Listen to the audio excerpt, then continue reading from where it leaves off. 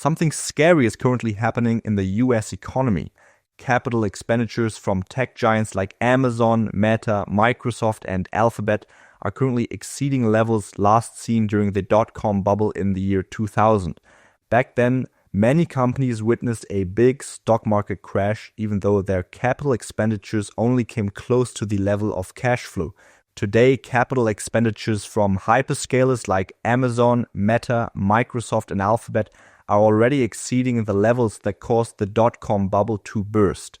Those hyperscalers are companies operating massive data centers, powering cloud services, streaming, and AI.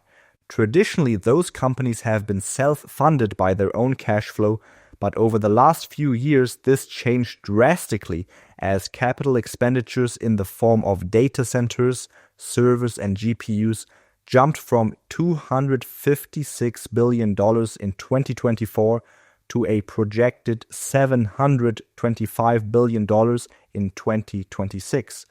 The logarithmic version of this chart shows clearly that the growth of CapEx at 70% per year is outpacing the growth of cash flow at only 23% per year.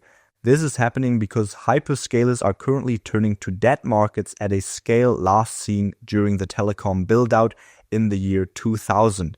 So this chart shows you hyperscalers' CapEx funding sources.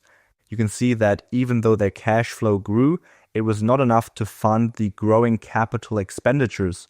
That's why hyperscalers turned to credit markets in order to continue this pace of CapEx.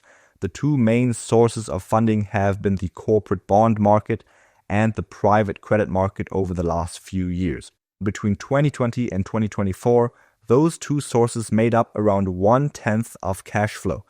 Today, CapEx is essentially dependent on funding from the corporate bond market and the private credit market, as those two sources are estimated to raise around $715 billion alone in 2026. But as you may have already guessed, this is not without cost.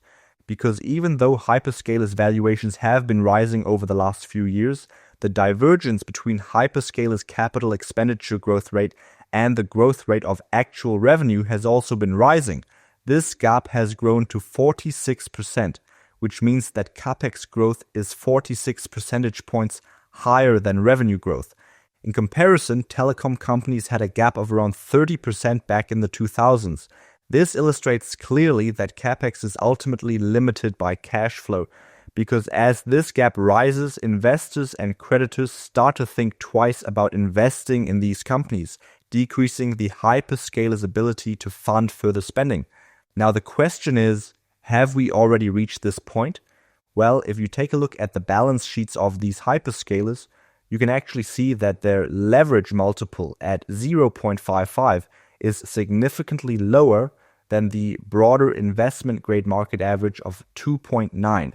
And even though Oracle is an exception to this rule, you still have to ask why hyperscalers' balance sheets don't reflect the excessive credit-funded capital expenditures of the last few years. One of the reasons is that private credit is structurally routed around the balance sheet entirely. Instead of a hyperscaler borrowing money directly, it often sets up a separate legal entity to do the borrowing for it. That entity then takes on the debt, builds the data center, and finally rents the finished facility back to the hyperscaler. As a result, the hyperscaler now pays rent instead of a loan, which is the exact reason why you only see a rent expense on the balance sheet, not the tens of billions in debt that actually funded the project. But it seems like institutional investors are aware of this accounting trick, which is also what this chart supports. This chart shows you Oracle's 5-year credit default swap spread, which rose from around 40 basis points to nearly 200 basis points in about 6 months. This is essentially the market's way of pricing in a rising chance that a heavily leveraged AI spender won't be able to pay its debt back. Because the whole arrangement only works as long as bond markets and private credit investors keep accepting a widening gap between spending and revenue, Oracle's CDS spread is already showing cracks in market confidence. Oracle isn't a different business model from the other hyperscalers, it might just be the one that ran out of its cash flow buffer first. Now, putting all the pieces together, one pattern stands out. This structure is held together by loose funding conditions and trust, not by underlying financial strength. CapEx is growing at roughly 70% a year, cash flow at only 23%. That gap is now filled by corporate bonds and private credit, together projected to raise around $715 billion in 2026, no longer supplementary funding, but the primary source fueling this AI infrastructure build-out. That reliance depends on market sentiment staying favorable, and sentiment is already under pressure as the CapEx to revenue gap has widened to 46%, wider than the roughly 30% gap seen in the telecom boom of the 2000s. Yet the balance sheets don't show any of this. Hyperscalers report a leverage multiple of 0.55, well below the investment-grade average of 2.9, a number often used to justify investing in them.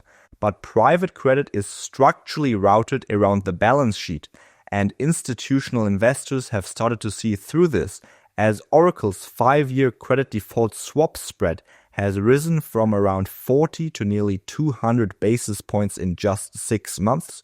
This shows investors pricing in risk that balance sheets don't show, and Oracle isn't a separate case. It might just be the first hyperscaler to run out of its cash flow buffer.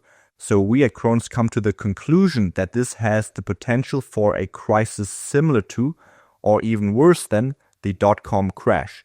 Because as liquidity conditions tighten, debt-based growth is at risk. Given all of this, our recommendation is straightforward. Think twice before you expose yourself to these stocks, because a company can look financially sound on paper and still be dependent quarter after quarter on bond and private credit markets continuing to fund a widening gap between what it spends and what it earns. That dependency is a bet on continued confidence, not a measure of financial strength, and confidence is the one thing that can disappear faster than any balance sheet can update. So if you have any further questions, don't hesitate to ask them in the comment section below. And if you found this analysis valuable, please subscribe to our channel and hit the like button, as it helps us reach more people who need to understand what is currently happening. Thank you for your time.